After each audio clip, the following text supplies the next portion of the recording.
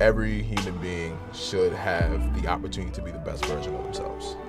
There are a lot of people walking around that need a lot of things, that are tired, that are beat up, that are hungry. And there are a lot of people that have gifts, their time, their energy, their talents, their insight, their love, really above all else, that they give freely to the people of this city. So if you think about how Baltimore got its narrative, right?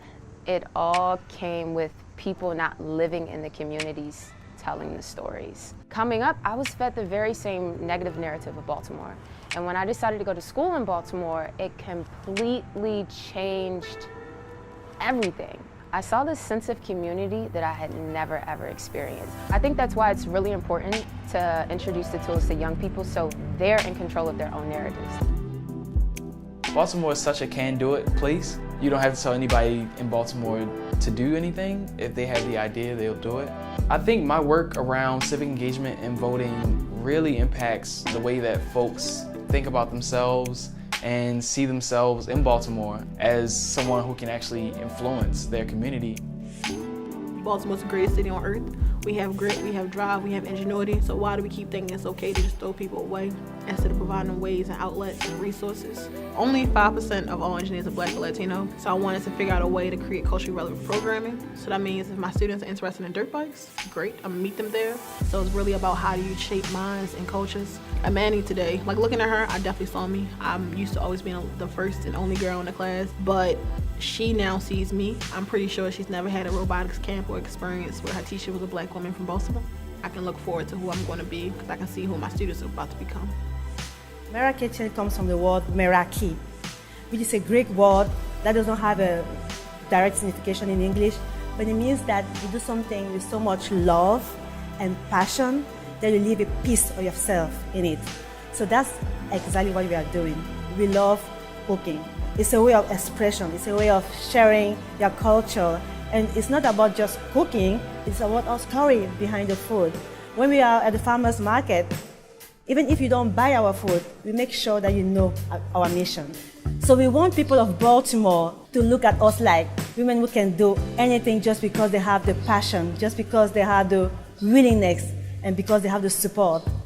It's the beginning of this story of going in an upward trajectory. The city has had this negative narrative around it for a great deal of time, and I'm excited that people are really taking ownership of these stories and saying, no, this is not necessarily what we want. How do we get opportunities for growth, for learning, for experiences in this space? And we've really hung our hat on being able to provide those for youth and families in the center.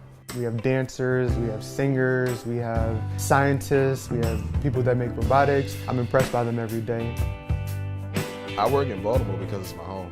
I don't look at Baltimore as a way to advance my career. Baltimore is my career. Baltimore is my life. So all the work that I do is oriented to Baltimore. This is a city of resiliency. This is a city of fighters. It has its problems, but it's our problems. And no one is better suited to deal with our problems than us. History is just one big story.